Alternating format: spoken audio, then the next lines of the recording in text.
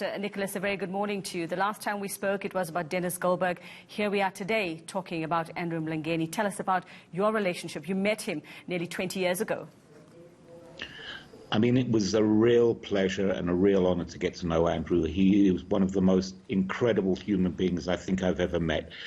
I mean, you've talked about how everyone has talked about his humbleness, have talked about how he did not change as a human being, that he still presented and conveyed the basic moral turpitude that defined him as a person. He was really an exceptional human being.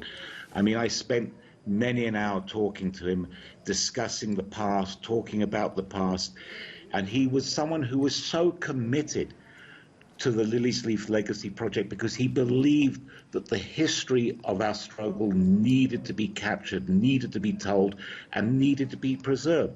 And it was, he just presented himself as just one of these extraordinary human beings who did not allow anything to go to him. He kept that belief that he was still a servant of the people.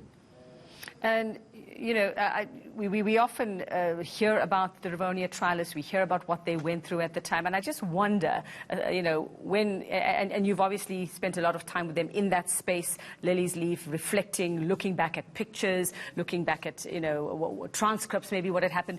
Was there anything for him that stood out most? Was there anything that, you know, even maybe reflecting now, all of these decades later, that he said, maybe I saw that in a different way, or I'm seeing it differently now in this day and age? I mean, actually, quite interestingly, of all of the Rivonia Trialists, he was, I would say, is the one that never really kind of said, oh, I see things differently now. He saw the thing as he saw it then, as he saw it now. He still reflected back and said, this is why we did it. This is what needed to be done. We had no choice. And it was a struggle to ensure that we achieved a fair and equitable society for all. He was he was a person of immense integrity. He was a giant amongst the giants. I remember a story being told to me about him during the trial where he was extremely offended by the fact that one of his co-accused was being accused of everything that he actually did. And he said, I'm going to stand up during the course of the trial and tell them that I'm the person you should be accusing, not the other person. And he was told he can't do that. But he was so put out by the fact that they were accusing one of the other trialists and not him, because he felt it was a moral duty to stand up and be held accountable for his actions. That was the type of person he was. And he's continued to make, I suppose, more memories as well, Nicholas. I mean, you know, that was 20 years ago. He died at the age of 95. All your interactions with him since then. And I also want you to give us a bit of an idea, a bit of an insight into the family man that he was as well, having spent, I suppose, a lot of time away from that family.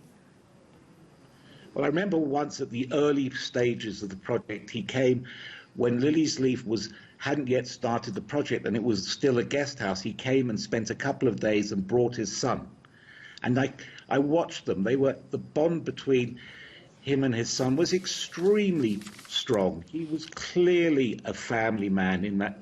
I mean, that was my sense, how family was so important to him, that he didn't lose sight of the fact that he was still a father and he still had that responsibility towards his children. And I watched the children interact with him. I mean, it was such a warm interaction. And I also loved the fact that he loved golf. I bought him a golf set several years ago for his birthday. I mean, I was amazed. I was like, Andrew, I can't still believe that you're walking around the golf course playing golf and smoking.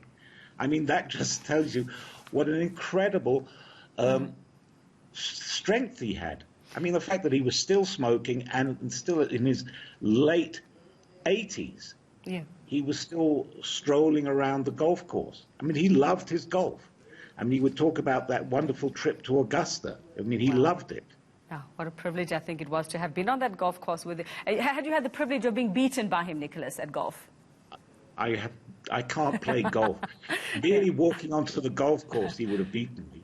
Okay, so you just drove the cart then when you were with Andrew Mlangeni. Nicholas, will you be paying any special kind of tribute? And like I just said to General Holomisa, it makes me very sad that he won't be able to have that send-off and the pomp and ceremony that he so deserves at the time now when we're dealing with COVID-19 restrictions. But will you be doing anything special to mark his life in times and to say goodbye? Of course. I mean, Lily's Leaf, unfortunately, is not opening. But what I plan to do is I'm going to plan posting and telling a story about Andrew, talking about the Rivonia Trialist accused number 10, because I've been running a whole series of stories on my Facebook page about Lily's Leaf, and I'm now going to dedicate the next couple of days to Andrew and the stories around Andrew. And I'm actually going to try and see if I can get my team to make a short video of some of the interviews we did with Andrew over the years, because he was always willing to be interviewed. He was always willing to allow us to interview him, because he, as again, just to reiterate, he recognized the importance of capturing the history and the stories. And the sad thing about it is, with the passing of Andrew, we have severed the physical ties to the Rivonia Trialists, of the Trialists themselves. There are still 2 lawyers alive in terms of the Rivonia trial in its totality, but in terms of the link to the Trialists, Andrew was that last link, that last connection. And it's now more important than ever to ensure that we do not allow the Rivonia trial to fade from our historical narrative and those individuals that stood trial because of the uniqueness of them, and Andrew portrayed that uniqueness of selfless sacrifice, commitment and dedication, a true servant of the people. And he was a true servant of the people to the day he died. Thanks very much, Nicholas, and thankfully we have you to record that and share that with us. Please do share it with especially those generations that don't know the contribution of the likes of Andrew Mlangeni and what they've done for them.